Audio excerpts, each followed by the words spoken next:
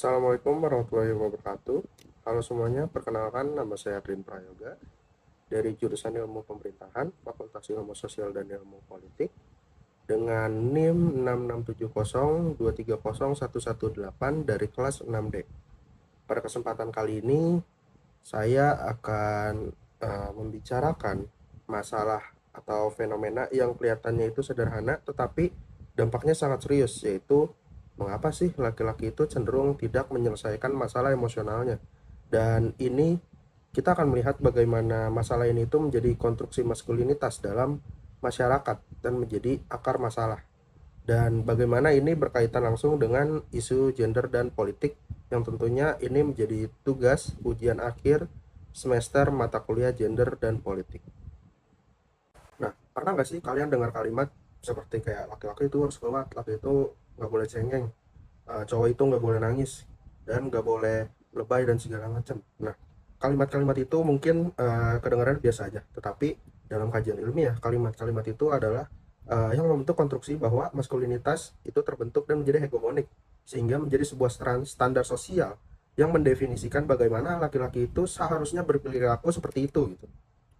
Dalam teori yang dikembangkan sosiolog Raewin Connell dan kemudian disempurnakan bersama oleh Messerschmitt pada tahun 2005, mereka menjelaskan bahwa dalam setiap masyarakat terdapat satu bentuk maskulinitas yang dianggap paling ideal dan dominan. Nah, maskulinitas ini itu biasanya menekankan kekuatan fisik, kemandirian, dan kontrol penuh atas emosi. Masalahnya, standar ini kemudian membuat banyak laki-laki itu merasa mengungkapkan kesedihan, rasa takut, dan juga perasaan emosionalnya itu menjadi kelemahan yang sangat memalukan untuk mereka. Dan ini akhirnya membuat para laki-laki itu memilih untuk diam gitu. Dan pilihan untuk diam ini itu tentu nggak gratis, ada harga yang harus dibayar gitu, berupa krisis kesehatan mental bagi para laki-laki yang memilih diam, dan sehingga muncul kata-kata pria itu tidak bercerita. Nah, mari kita membicarakan datanya gitu teman-teman. Seberapa banyak laki-laki itu yang memiliki masalah mental yang mereka hadapi itu. Secara global, dari sekitar 727.000 kematian akibat bunuh diri pada tahun 2021, ini data dari WHO, Global Health Estimates di tahun 2021, angka kematian bunuh diri pada laki-laki itu mencapai 12,3 per 100.000 penduduk. Sementara perempuan itu menyentuh 5,6 per 100.000 penduduk. Artinya laki-laki meninggal akibat bunuh diri ini hampir 2 kali lipat lebih banyak dibanding perempuan secara data global dari WHO tersebut gitu. Nah, perbedaan data ini 12,3 untuk laki-laki versus 5,6 untuk perempuan. Di Indonesia merujuk pada data yang dikutip dalam laporan Direktorat Pelayanan Kesehatan Kemenkes RI dari Nova Rianti Yusuf di tahun 2023. Dari estimasi total kasus bunuh diri di Indonesia, sebanyak lebih dari 77% kasus ini itu terjadi pada laki-laki. Sebuah angka yang jauh dari kebetulan. Dan Survei Kesehatan Indonesia di tahun 2023 atau SKI itu yang dikeluarkan oleh Kementerian Kesehatan RI bersama BPS, prevalensi depresi pada perempuan usia 15 sampai 24 tahun tercatat sebesar 2,8%, sementara laki itu hanya 1,1%. Namun, teman-teman harus memperhatikan baik-baik dari data tersebut gitu. Meski perempuan lebih banyak terdiagnosis depresi, laki-laki justru yang lebih banyak meninggal karena bunuh diri. Dan itu menjadi kejanggalan gitu. Karena paradoks ini itu dikenal dalam literatur ilmiah sebagai gender paradox of suicide, yang dimana perempuan lebih banyak mengalami depresi yang terdeteksi, tapi laki-laki banyak yang meninggal. Dan ini menjadi alasan mengapa, karena laki-laki cenderung tidak melapor, nggak bercerita, tidak terang-terangan terhadap masalah emosional yang dialami, sehingga mereka itu nggak mencari bantuan dan memilih solusi yang paling ekstrim, yaitu bunuh diri. Dan di data SKI di tahun 2023 tadi juga mencatat bahwa 10,4% remaja dengan gejala depresi yang mencari bantuan profesional itu cuma 10,4%. Dan stigma dan norma sosial itu menjadi tembok besar yang menghalangi mereka untuk mengungkapkan masalah emosional yang dialami oleh para laki-laki. Seperti itu. Nah, selanjutnya mari kita hubungkan data yang sebelumnya kita bahas dengan konsep yang kita pelajari di mata kuliah gender dan politik itu, terutama di kelas.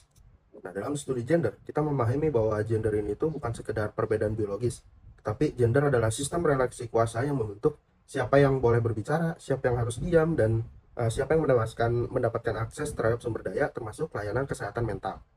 Connell dan Messerschmitt di tahun 2005 itu menjelaskan bahwa maskulinitas hegemonik bukan hanya soal bagaimana laki-laki berperilaku dalam kehidupan pribadinya. Ia digambarkan sebagai proyek kolektif, sebuah struktur sosial yang diproduksi dan direproduksi melalui keluarga, sekolah, media, dan bahkan kebijakan negara. Coba kita lihat dari sudut pandang politik. Ketika kebijakan kesehatan mental di Indonesia selama ini cenderung bersifat gender blind atau kebutaan, ini tuh tidak mempertimbangkan bagaimana norma gender ini tuh mempengaruhi pola penggunaan layanan kesehatan. Sehingga ini menyebabkan program-program kesehatan jiwa yang ada itu tidak berhasil menjangkau laki-laki gitu, karena desainnya tidak mempertimbangkan hambatan kultural yang mereka hadapi gitu. Dan penelitian dari Hapsari dan Karjoso di tahun 2023 itu diterbitkan dalam jurnal MPPKI menegaskan bahwa ideologi maskulinitas tradisional, stigma, dan stereotip tentang laki-laki harus tampak kuat itu menjadi penghambat utama bagaimana laki-laki di negara berkembang termasuk di Indonesia itu menjadi penghambat gitu untuk mencari bantuan profesionalnya. Dan hambatan ini juga diperburuk oleh fasilitas kesehatan yang belum merata. Dan artikel jurnal yang saya tulis tentunya bersama dosen pengampu mata kuliah saya yang terbit di Sosius, yaitu Jurnal Ilmu-Ilmu Sosial bersama Kak Ika Indriani di tahun 2026, menemukan bahwa praktik kebungkaman emosional laki-laki ini itu berkaitan erat dengan sosialisasi maskulinitas sejak laki-laki itu masih kecil gitu, masih anak-anak. Dan laki-laki yang pernah mengalami percobaan bunuh diri mengakui bahwa sejak kecil mereka belajar bahwa ekspresi kesedihan itu bisa menurunkan status maskulinitas mereka gitu. Dan itu yang menjadi masalahnya. Dan sebaliknya, ekspresi kemarahan justru dianggap lebih bisa diterima secara sosial. Itu menurut River dan Flood di tahun 2021. Dan ini adalah soal kuasa mendefinisikan emosi gitu pada laki-laki. Dan definisi itu bersifat politis, sehingga dihasilkan oleh sistem patriarkal yang menguntungkan sebagian pihak, sekaligus menyakiti pihak lain termasuk laki-laki itu sendiri. Connor DKK di tahun 2021 dalam systematic review-nya, mereka menunjukkan bahwa sebagian laki-laki itu mulai mengadopsi bentuk maskulinitas yang lebih inklusif, yang memungkinkan ekspresi kerentanan tanpa kehilangan identitas maskulin mereka, dan itu menjadi petanda baik. Ini menandakan bahwa maskulinitas itu bukan sesuatu yang kaku, itu bisa ditransformasi jika ada political will atau kemauan berpolitik dan kebijakan yang mendukungnya, terutama untuk masalah laki-laki. Jadi apa yang bisa kita simpulkan gitu dari pembahasan kali ini? Pertama, fenomena pria tidak bercerita itu bukan soal tabiat alami laki-laki. Ini adalah produk konstruksi sosial yang diperkuat oleh norma maskulinitas hegemonik yang telah berakar selama berabad-abad lamanya. Kedua, dampaknya nyata dan terukur gitu. Data WHO di 2025 dan juga SKI di tahun 2023 menunjukkan bahwa laki-laki menanggung beban diam yang berat, dan itu menjadi penyebab mengapa laki-laki itu bunuh diri secara tiba-tiba dan juga perlahan. Dan ketiga, ini adalah masalah kebijakan, bukan hanya masalah personal. Negara juga punya tanggung jawab untuk menghadirkan layanan kesehatan mental yang sensitif terhadap gender, terutama bagi laki-laki juga gitu, yang setara. Nah, ada 3 rekomendasi utama, yaitu pertama, kebijakan kesehatan itu terutama kesehatan jiwanya berbasis gender. Pemerintah perlu mengintegrasikan pendekatan gender transformatif dalam program kesehatan jiwa nasional agar layanan yang tersedia dapat menjangkau laki-laki secara efektif. Kedua, literasi emosional dalam kurikulum pendidikan. Kurikulum sekolah perlu memasukkan literasi emosional sebagai bagian dari pendidikan karakter, bukan hanya untuk perempuan tetapi juga untuk laki-laki sejak usia dini ketika mereka bersekolah. Ketiga, kampanye perubahan narasi sosial. Kampanye publik perlu mengubah narasi dari laki-laki harus kuat dan diam menjadi laki-laki yang berani untuk bercerita dan mengungkapkan perasaannya. Ini sejalan dengan tema WHO di tahun 2024 dan hingga 2026, Changing the Narrative on Suicide. Dan call to actionnya, dan untuk kata kamu yang sedang menonton ini, mulailah percakapan itu gitu, mulai bercerita untuk laki-laki yang hingga sekarang masih diam. Teman-teman nggak boleh diam aja ketika teman-teman merasa sebagai laki-laki itu diam itu menjadi senjata bahwa kalian itu lebih kuat gitu. Enggak, justru ketika kalian berani untuk mengungkapkan, ya kalian berhasil menolong kejiwaan dan juga masalah mental sendiri.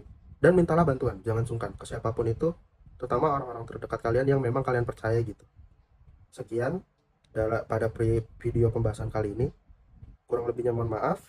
Wassalamualaikum warahmatullahi wabarakatuh.